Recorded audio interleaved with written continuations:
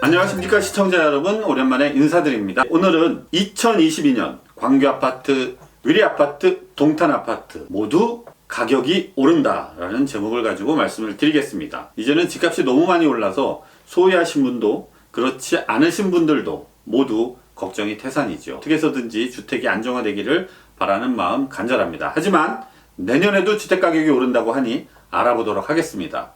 이번 정부에서 주택가격을 잡겠다고 많은 대책을 내놓았지만 그렇지 못했습니다. 주택가격은 계속 올랐고 정부에서 올렸다고 해도 과언이 아니죠. 경제부총리와 관련 부처 장관들, 특히 국토부 모두 엄청난 대책을 토해냅니다. 하지만 시장에서는 전혀 먹히질 않았죠. 오히려 매수 심리를 자극해서 집중적으로 영끌까지 일어나는 그런 일까지 발생을 했습니다. 규제를 가하면 가할수록 집값은 올라갔고 사람들은 매수를 서두르기 시작을 했죠. 매수 심리를 자극했기 때문입니다. 규제가 두터워질수록 집 사기가 어려우니 언제 규제가 나올지 모르니 지속적으로 매입에 들어간 것이죠. 광교 아파트뿐 아니라 전국이 대책이 나오기 직전까지는 밤늦게까지도 거래가 지속되었습니다. 왜? 당장 내일 거래가 되면 대출 규제가 시작되든지 어떤 규제가 터지면 거래하기가 점점 힘들어지기 때문에 내일 대책이 실행이 되면 오늘 전까지 밤늦게까지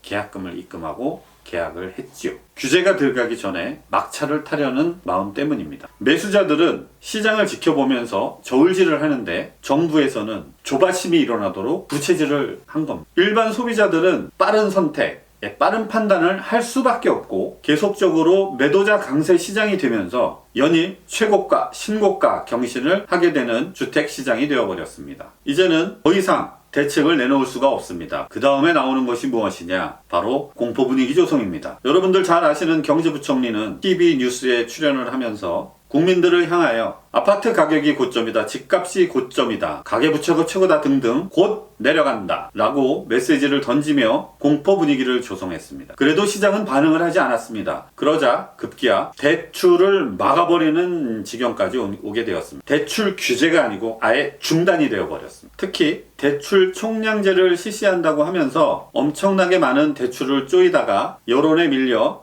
전세대출을 해주고 입주대출은 해주는 것으로 마무리는 일단락은 되었고요. 많은 분들이 주택 매수를 포기하는 지경에 이르렀습니다. 가계부채가 왜 줄지 않을까요? 이유는 간단합니다. 대출을 한번 받으면, 주택담보대출을 받으면 제가 살다가 나갈 때 전세를 주고 전세자금 받아서 대출을 상환하고 그냥 이어가면 되는데 전세를 주고 대출을 상환해버리면 다시는 대출을 안 해줍니다. 누가 갚겠습니까? 그러니까 주택시장이 임대차 3법의 효과도 있지만 자꾸 반전세 월세 시장으로 전환될 수밖에 없습니다. 그것이 바로 오늘날의 가계부채가 줄지 않는 이유 중에 하나입니다. 자, 그럼 대출 규제로 집값이 떨어질까요? 이화여자대학교 김세환 경제학과 교수는 이렇게 말씀을 하셨습니다. 가계부채에 대해 억제 효과는 있지만 서울 집값은 절대 떨어지지 않을 것이다. 대출 감소로 인해 투기 억제 수요는 감소할 수 있지만 실수요자들은 서울 주택을 원하고 있다. 투기 수요는 줄지만 실수요자들은 줄어들지 않는다. 그래서 서울 주택 가격은 쉽게 떨어지지 않을 것이다 라고 내년 전망을 했습니다. 자, 그런데 집값을 잡겠다고 그렇게 난리를 치던 정부도 2022년에는 오른다고, 주택 가격이 올라간다고 판단을 합니다. 기획재정부는 2022년 세입안을, 국세 세입안을 국회에 제출했는데 국토연구원의 자료를 참고했다고 합니다. 그런데 양도세, 종부세 등이 증가해서 살펴보니 주택가격이 수도권은 5.1%, 지방은 3.5%가 상승한다고 판단하여 세입안을 작성했다고 합니다. 그러니까 정부에서도 내년에 수도권은 5.1%, 지방은 3.5%가 오른다고 보고서를 활용하여 내년도 우리나라 살림을 짠 것입니다. 조선일보 보도에 따르면 홍남기 경제부총리는 지난 5월부터 집값은 고점을 주장하고 지난 7월에는 지금 아파트 실질가격, 소득 대비 주거비용이 모든 지표들이 최고 수준에 근접했거나 이미 넘어서고 있다. 가격 조정이 되면 시장의 예측보다는 좀 더 큰 폭으로 나타날 수 있다. 등등 주택가격 고점에 대한 우려에 대한 발언을 계속했죠. 그런데 그 기획재정부에서는 오히려 내년 세입 예산안을 두고 주택가격 상승에 무게를 두고 세입안을 작성한 것입니다. 하지만 기재부에서는 이게 이제 이슈화되자 기재부에서는 말합니다. 참고만 했을 뿐 정부의 입장은 아니다. 이 뭔 말인지 모르겠습니다. 기본적으로 내년에 주택가격이 오른다는 것은 많은 전문가들이 예측을 했었죠. 왜? 공급 절벽이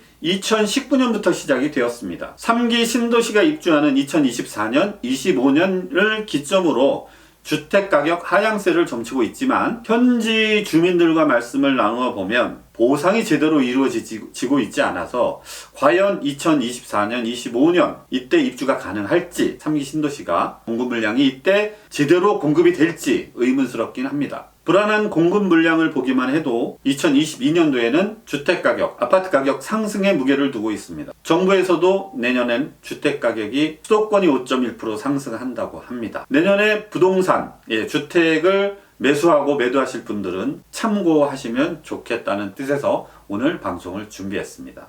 감사합니다.